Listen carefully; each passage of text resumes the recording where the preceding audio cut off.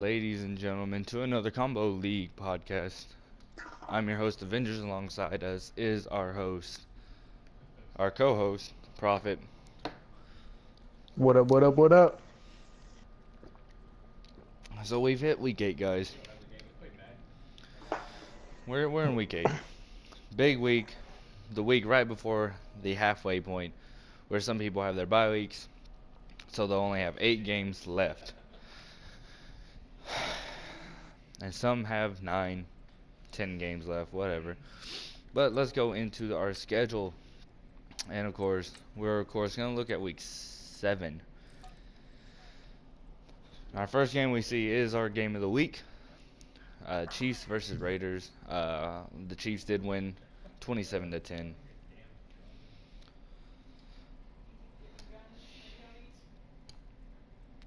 Even with the Raiders dominating on offense.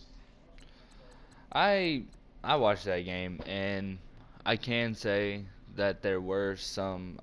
The Chiefs should have had a couple more picks onto their turnovers, which might have changed the course of this game in some way.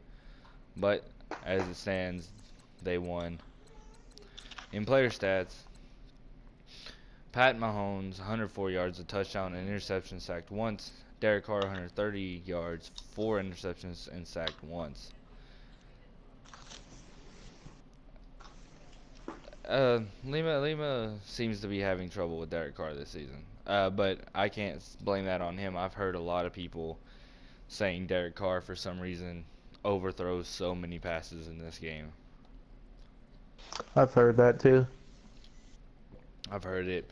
People using that 90 overall card in MUT say he overthrows passes, and he's one of the best quarterbacks in MUT right now. We go to rushing.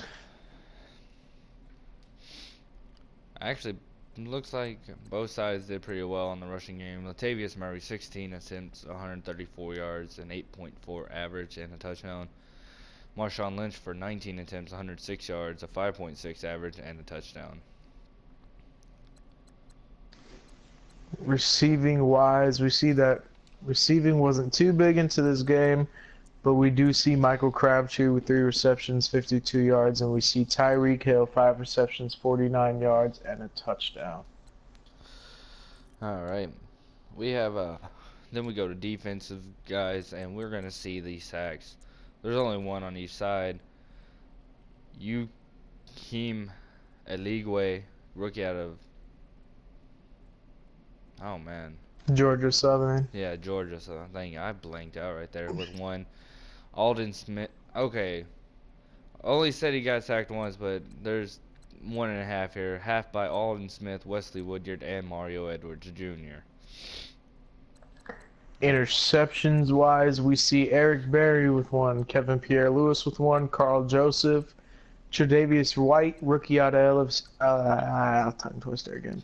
Rookie out of LSU, and we see Ron Parker with 1 as well. And Any I said defensive that touchdowns? I said that in the last week that the passing defense for the Kansas City Chiefs was gonna lock down any passing attempt that they had, which, as you can see, they did very well of that. Yeah, now that we do say it, now that we do get to that point, we did make our bets on who would win on this. Well, not bets, but we did make our decision on who would win this game, and as we said, the key part to this game was defense, and as we looked at the total stats, we do see that this was still a fairly defensive matchup. Um, just the turnover battle ended up being the big difference, and we still saw Keon come up on top, and he still played pretty decent. Eric Berry having the only defensive touchdown, which isn't a surprise by number 29. Hopefully he comes back in real life with off of that injury in the first Yeah, game. hopefully he comes back, but right now he's out for the season. Yes. So let's see how he recuperates, gets back into training again because that man's already been through so much. Yeah. But good job to Keon. Good luck to both of y'all for the rest of y'all's season. Game number The next 2. game that we And see is I was told specifically by the owner of the Bills to really talk about this game, and that's what we're going to do. We're going to go in depth with this game, with Tampa Bay winning 40-21. And off the bat, Tampa Bay won in passing yards by a yard. They got one more yard. That's amazing. definitely way more rushing yards. Yeah. And he won in time possession too by 30 seconds. But we go into passing, and Denard Robinson always looks like he's put in at the last minute of the game. Completion for one attempt and 4 yards. Ryan Fitzpatrick, 134 yards, a touchdown, 2 interceptions, sacked 3 times, and Tyrod Taylor still not doing well at all on the season. He has not done well in passing this season, with 129 yards, a touchdown, 3 interceptions, sacked 4 times. Can't say Ryan Fitzpatrick did better than last week because he got a touchdown. Last week he had 2 That is interceptions. very true. He got a touchdown this week. But Rushing wise, we see Demir Bird at the top with 15 attempts for. Oh shit. What happened? Okay. We see Demir Bird with 15 attempts for 219 yards and 4 touchdowns. We also see Tyrod Taylor contributing with 5 attempts for 97 yards and a touchdown. And a fumble. So And LaShawn McCoy, 65 yards. Oh, shit. What am I saying? 25 attempts, 64 25 attempts, yards, 2.6 average, a touchdown, and a fumble.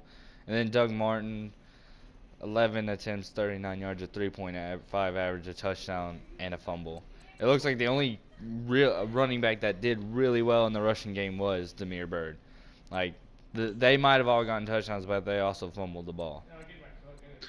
And I actually find still like I said last week, I find it interesting because he is by the Buccaneers a converted wide receiver to running back, and people used him very much last year at the wide receiver position, and he seems to be a very popular player in Madden. I'm surprised to see though that the owner of the Bills, who really relies on the rushing game, just got shut down completely. Like, he had 2 touchdowns, but he was shut down. He had nothing besides Tyrod Taylor, and even then, wasn't much there. They're still only average 2.6 yards per carry with LaShawn McCoy, which is definitely not good. In the receiving game, we have the top receiver being Philly Brown with 2 receptions, 68 yards, and a touchdown. Demir Bird getting into that wide receiver game still with 3 receptions, 64 yards. Adam Humphries, 2 receptions, 46 yards, and a touchdown. And that seems to be the big part of this game for receiving. Defensively, we see for sacks at the top of the list, which doesn't really make a surprise at all. We see Gerald McCoy with 2.5. Then we see Shaq Lawson with 1.5, Chris Baker with 1, Chris Jones with 1, J.J. Wilcox, Levante David, and Lorenzo Alexander all have half a sack. In the interception game, we see J.J. Wilcox with 1, we see Lorenzo Alexander with 1, Gerald Hodges Jr. with 1, Isaac Abdul Qudus? Let's say Qudus. Qudus? Or Cuttis. I think it's Cuttis. And Quan Alexander all having 1. In defensive touchdowns, there were none. Safeties, none. And block kicks, there were none. Congratulations. But there were forced fumbles. Yeah, there's always 4 of them. 4. Brent Grimes, Vernon Hargraves III, Chris Jones, and Gerald Hodges Jr. But congratulations to the Buccaneers. Good luck to both of y'all in the rest of y'all's season.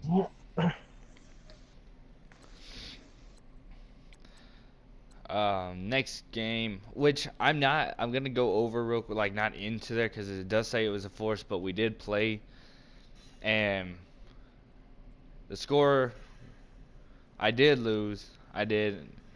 If I had the 3 timeouts, I would have had a chance of coming back. But the actual score that was going to be at the end of the game before he disconnected on us was actually going to be 26-21. So I was only losing by 5, and that was just mistakes on my part and mistakes Madden made because it's Madden.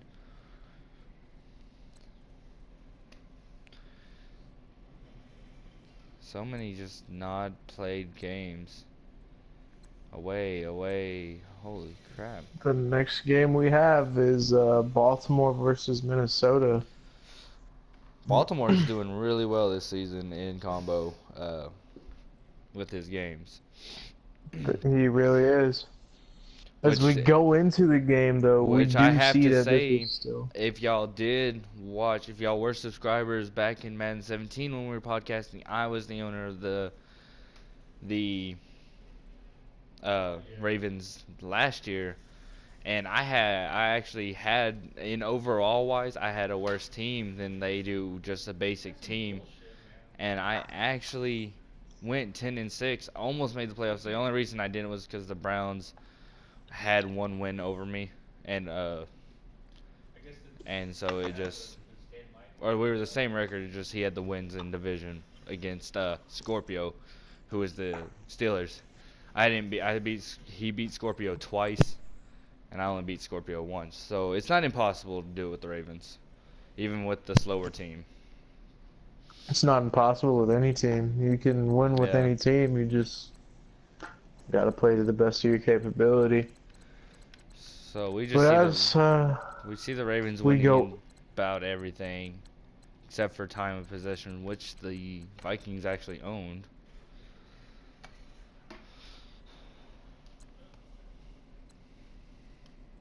Yuck.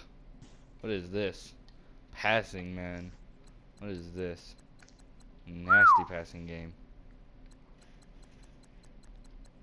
we see Joe Flacco with 180 yards, 2 touchdowns, 2 interceptions, sacked 4 times. And we see Sam Badford, not Bradford, Badford, for 176 yards, 3 interceptions, 167 and yards. sacked 3 times. 167. Which I'm What'd I really say? surprised that he's not. You said 176. I'm tired. My bad. I'm really surprised he's not using Teddy Bridgewater, and I would have actually used Teddy Bridgewater for the season. Yeah, that actually is shocking, because we aren't playing with real life injuries, and it just seems that he looks like he's winging it for having Sam Bradford In or rushing, Bradford.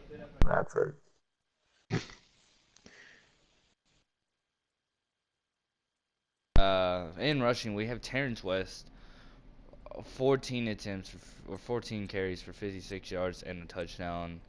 Dalvin Cook, got shut down. Like that game, he got shut down. 19 carries for 23 yards and a 1.2 average, and a fumble. Joe Flacco also fumbling twice. When we go into the receiving game, we see at the top of the list Jeremy Maclin with 4 receptions, 68 yards, and 2 touchdowns. And Minnesota was Cal Rudolph and Stephon Diggs, 3 receptions, 56 yards, and 2 receptions, 52 yards. And really Defensively, we see in the sacks, we see at the top Tyus Bowser from Houston. Rookie from Houston with 2.5 sacks. Then we see Xavier Rhodes with 1, Danielle Hunter with 1, Linval Joseph with 1, Everson Griffin and Terrell Suggs with a 1/2 sack. and interceptions, Eric Weddle, he's safety with 2. C.J. Mosley with 1. We have Harrison Smith, another really good safety with 1, and Eric Kendricks with 1. Eric Kendricks. In forced fumbles, we see Eric Kendricks, Danielle Hunter, and Brandon Williams. Oh, there were no defensive touchdowns, but as always, congratulations to Hold the on. Ravens. We're missing out on something here. When you go into punt return, we do see Danny Woodhead with 4 punt returns for 143 yards and a touchdown. which is a surprise because Danny Woodhead does not have speed. He is. He is a quick person, though. He does have acceleration and agility, so that can make up for it, and especially when like, Looks like a. somebody's bound to get a touchdown eventually. Yeah. Oh, congratulations to the Ravens. Good luck to both of y'all for the rest of y'all season. And then the The next next game game that we see, is you can the go ahead and talk about it. yours Cowboys and 49ers, which y'all played 3 times, which seems like to be a reoccurring event with you, that you have to play your opponent 3 times before the game finishes. With me? No. Yeah. This is what, second or third time? No. Well, that's at least the second, because you had that with the Rams that y'all played 3 different times. And y'all still couldn't get the game. That was that wasn't me though with that one. That was the Rams himself. He was I having didn't say issues it was with you. I his just said it was router. a reoccurring theme with you. Yeah. I don't But know what it was against Debo. That was just we crazy. see 38-9. It looks like a blowout, and all the stats say it was a blowout. Not really as many turnovers as we seen, and you own the game for 7 more minutes. But he had he had 1 penalty yard. What is that? How do you get 1 penalty yard? That doesn't make sense. But Dak Prescott, It was another horrid game with 219 yards and 2 interceptions. C.J. Beathard, rookie out of Iowa, with 117 yards, 1 touchdown, 3 interceptions, and sacked 7 times. Rushing, we see Zeke coming back off of his injury finally this week, right? Or last week was when he came off of the There was injury. this game was his first game back. 25 attempts for 231 yards, a 9.2 average, 5 touchdowns, and a fumble. Derek Cohen, rookie out of North Carolina A&T, with 6 carries for 40 yards and a fumble. And Alfred Morris getting in there for 1 rush and 12 yards. In the receiving game, top receiver was Terrence Williams, 4 receptions for 97 yards. Kenny Galladay, rookie out of North Illinois, for 4 receptions, 73 yards. Where's the touchdown? We saw Pierre Garçon, 1 reception for 2 yards and a touchdown. In the defensive game, for QB sacks, David Irving having himself a game with 4 sacks, DeMarcus Lawrence with 2, Stephen Pea with 1. So you did pretty well. Your D-line did really well for pressure. Yeah, it was definitely a relief. And this game, they were playing perfect. They haven't typically my team doesn't get too many sacks that many times, but in this game they really came through this time, and it was very helpful for me to And get the in win. interceptions, we have Byron Jones with 2, Eric Reed with 1, Rashard Robinson with 1, and Robert Blayton with 1. Forced fumbles, 2, one by Navarro Bowman and 1 by Justin Durant. None, none, none. Well, congratulations to you and good luck to both y'all for the rest of y'all season. Thanks. Next game we have is ya boy. Oh, this was the game that was actually happened during our last podcast. It was going on, and when we got down for week 6, recapping week 6, you remember the Chargers guy was no longer there. Yeah, in fact, that's why I ended up busting out laughing at one point. So, hey guys, We're gonna you still go finally over know it. the reason as to So why. do not go after the new Chargers user, Mr. D Flash. He had nothing to do with this game. Week 8's actually his first week playing, so. But we're gonna give your boy his courtesy of looking at this game, and of course we already see the rushing. Your boy loves to rush the ball, and he does a very good job doing it.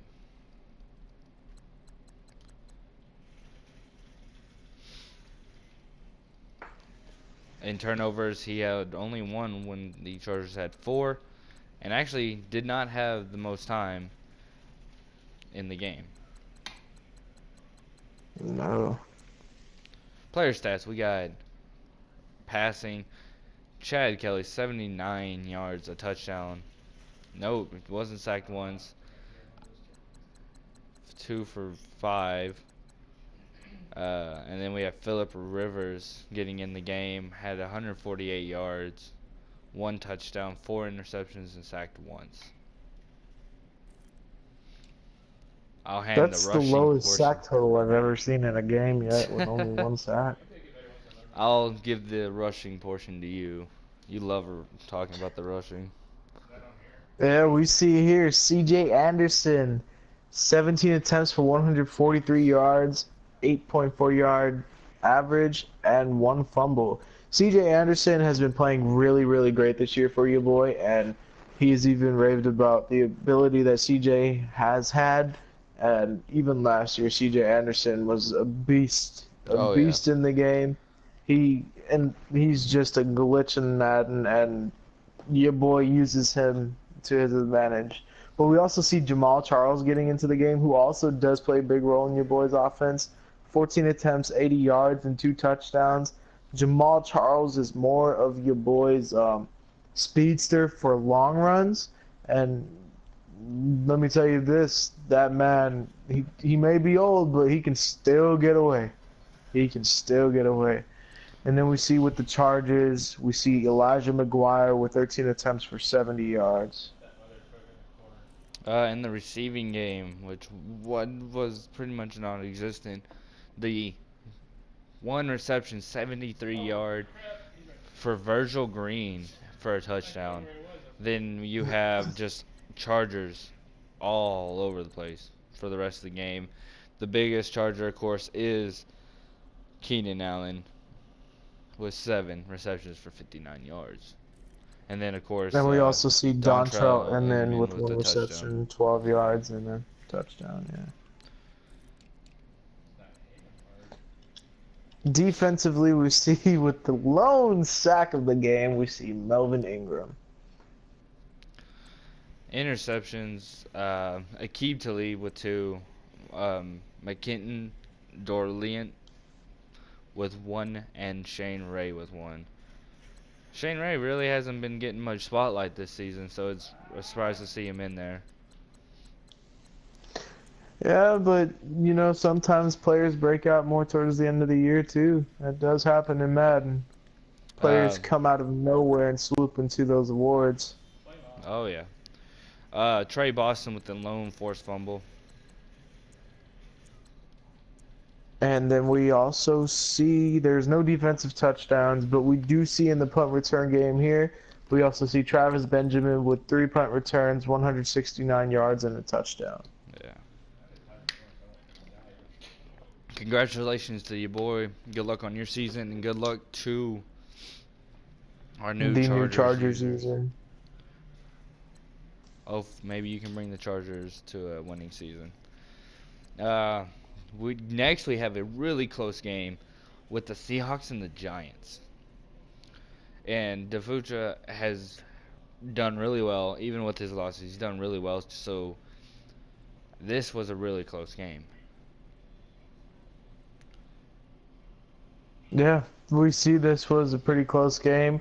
Offensively, Lil Killa did win the offensive game with passing yards, but we do see that turnovers were even, and as a result, both teams stayed very close. It was a hard-fought game. We even see with time of possession, Killa had 3 minutes more, almost 4, but that's still a pretty close amount of time for when you have time of possession. And as we can see in the first 2 quarters, Lil Killa actually had the game. He was actually winning the game by 10 points in the first half. It wasn't until the second DeFuca half. stepped it up in the fourth. We go into player stats, and we see Russell Wilson, 290 yards, 3 touchdowns, 4 interceptions, sacked 3 times. Eli Manning, 83 yards, a touchdown, 4 interceptions, sacked 3 times. Do you think he's gonna pick Rushing up a wise, no? Do you think the Giants are gonna go after a quarterback in the draft? Because it looks like Eli uh, Manning really has not played well. for sure. I do think that he will because Eli Manning is getting old too, and he is going to regress pretty significantly after this season. So I do see the future going and getting a QB in the draft so that he can progress him with the already young wide receiver core that he does have. Rushing wise, we see a familiar face again at the top who has been very effective in the rushing game this year in Combo League. Paul Perkins, 22 attempts, 186 yards, and a touchdown. Then we see for Seattle, the leading rusher was CJ Procise, 18 attempts, 73 yards. In the receiving game, the biggest receiver was Doug Baldwin with 9 receptions, 111 yards, and 2 touchdowns. And Jimmy Graham also in there, 4 receptions, 72 yards, and a touchdown. And then Brandon Marshall with 1 reception, 5 yards, and a touchdown himself. Defensively, we see with sacks at the top of the list, we have Cliff Averill, Olivier Vernon, Devin Kennard, Bobby Wagner, Jason Pierre-Paul, and Mike Morgan. Interceptions, which was a big cause in this game. Cam Chancellor with 2. We have Eli Apple with 2. Bobby Wagner with 1. Andrew Adams with 1. B.J. Goodson with 1. And Earl Thomas the third with 1. Defensive touchdowns, we have one by Eli Apple. No forced fumbles. So, congratulations to the Giants for the win, and good luck to both of y'all for the rest of y'all season. It's a long season ahead of us, guys. It's a long season ahead of us. Anything can happen. And with our final game to go over, we actually have a pretty good one that was expected to be a pretty good one, but still came out to be a distant game. MP Tiger Pride's Falcons against King of Boston's Patriots. Which I really 32. didn't think it was going to be this wide of a game. MP Tiger I Pride didn't playing really either. well with the Falcons, and this game, King of Boston just came out to play. Oh, and we do see that both teams, the yards wise, it was fairly evenly matched, but we do see that turnovers were the downfall for MP Tiger Pride, Yeah. um, which is typically shocking actually because this year he's not really known to turn the ball over. We haven't seen him be high in turnovers. This is the highest we've seen him so far, so. We go in and we see Tom Brady, which looks like the game in real life in week 1 with only 150 yards and sacked twice.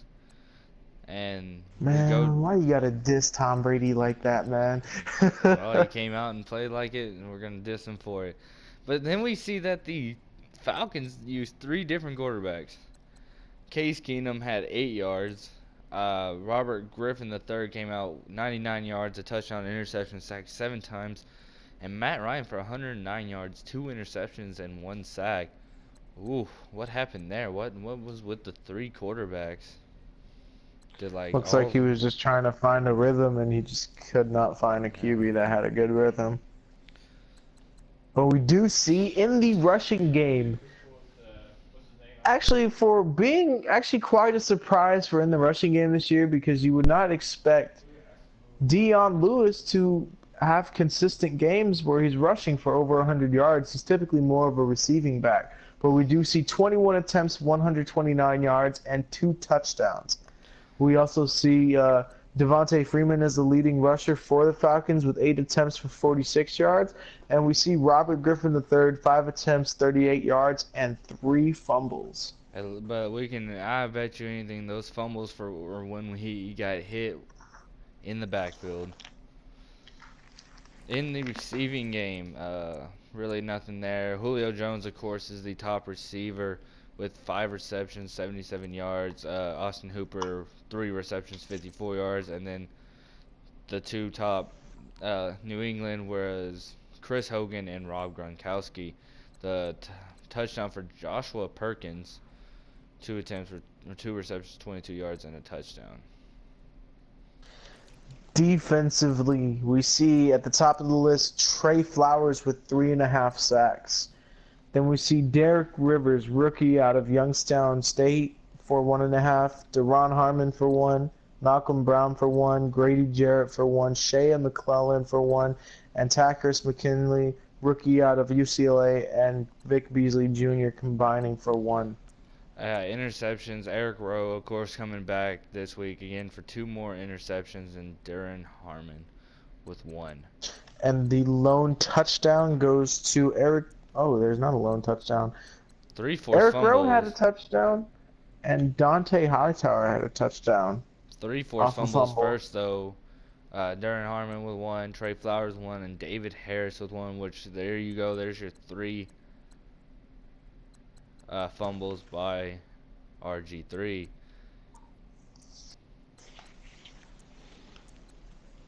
No blocks and no safeties. Good. Congratulations to King of Boston with the Patriots, and good luck to both of y'all for the rest of y'all's season. But of course, we're going into what everybody comes here for, and that's a Week 8 matchup. And really, I'm taking profit. I was going over many different games for why they would be games of the week. We have Debo and the Eagles, maybe not a division, but with Debo leading his division and the Eagles really not far behind these in your division, I was wanting that. We have the Texans, Seahawks, but we're going to go with the Panthers and Buccaneers. Dalman has had a really good season, and Blake Deshaun coming in, taking over the Bucs. I don't think he's lost so far. He has not. He has not lost. He has been on a winning streak, and he has been playing hot, blowing teams out. So, like always, we're going to go into detail who we think is going to win. And who are you going to go for? Who are you thinking is going to win this? In this game, I actually have to go with the Buccaneers. I think that his running game is stout with Damiere Byrd, and I think he's going to keep time of possession in his hands and eke it out. I do not think this game will be like an absolute blowout, but I do see the Buccaneers winning by 2 touchdowns. All right. See, I've been looking at the pros and cons, their seasons, but I have to go Dalman. We're not doing this because it's, oh, I got to go against them. No, doing this because I think Dalman can come out and win this.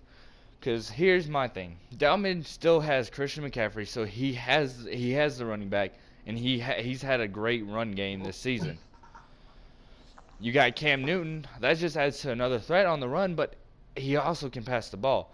And you look over at the Buccaneers, unless we'll go and look afterwards, but for my knowledge, Jameis Winston's still out. And he has Ryan Fitzpatrick and the other one, and neither of them have good throw. They can't throw a ball.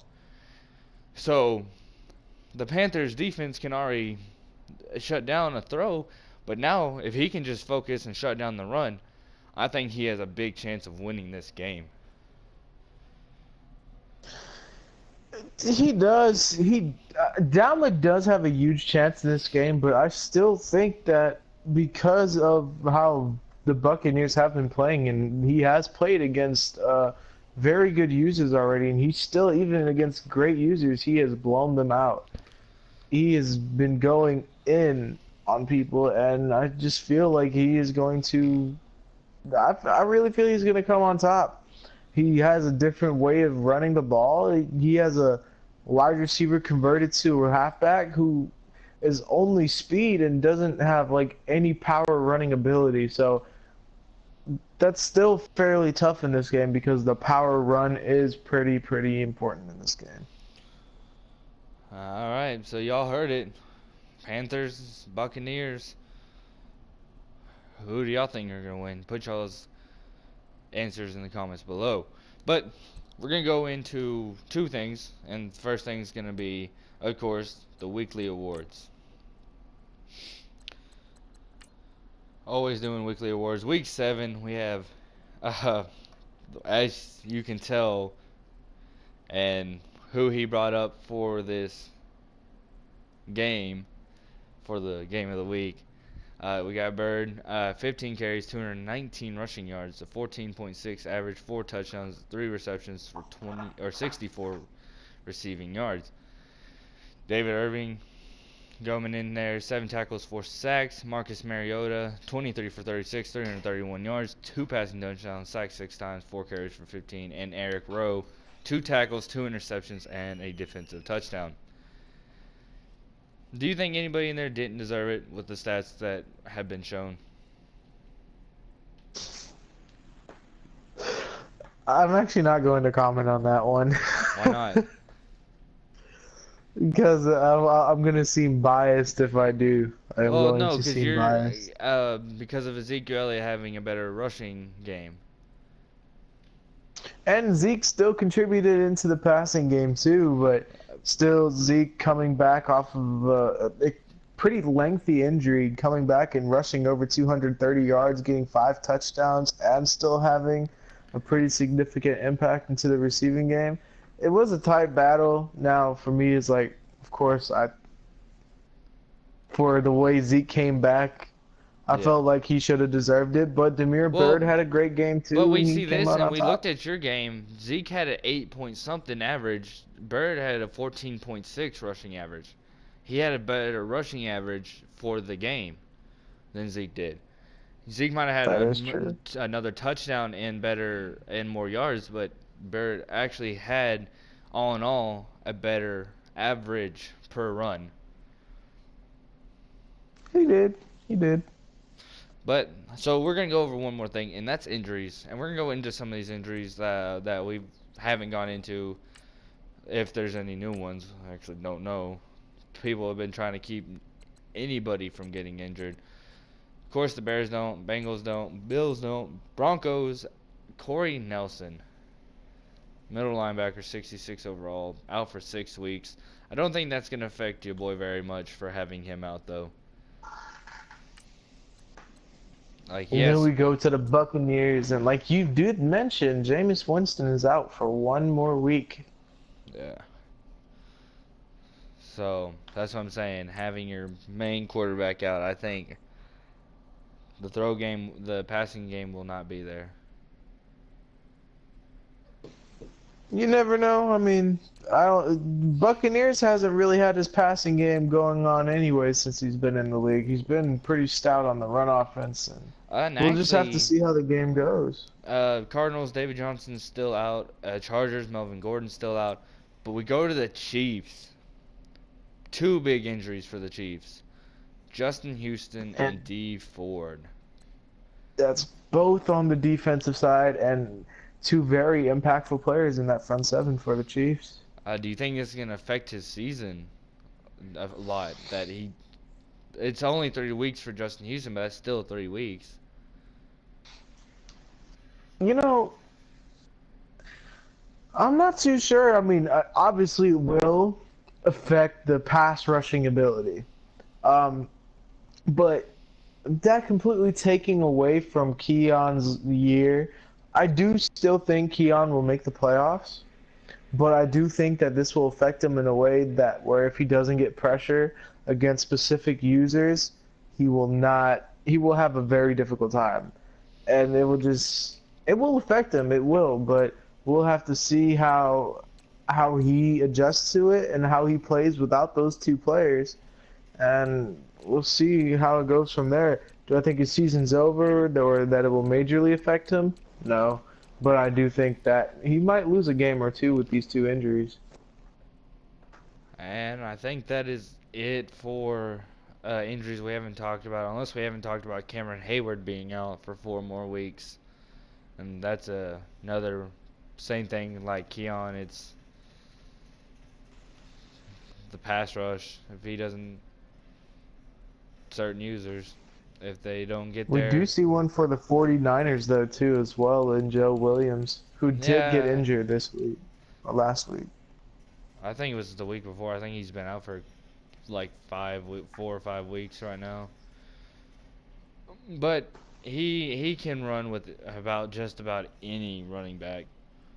and he's shown that this season that he doesn't have the best running backs on the squad, and he still makes something out of it.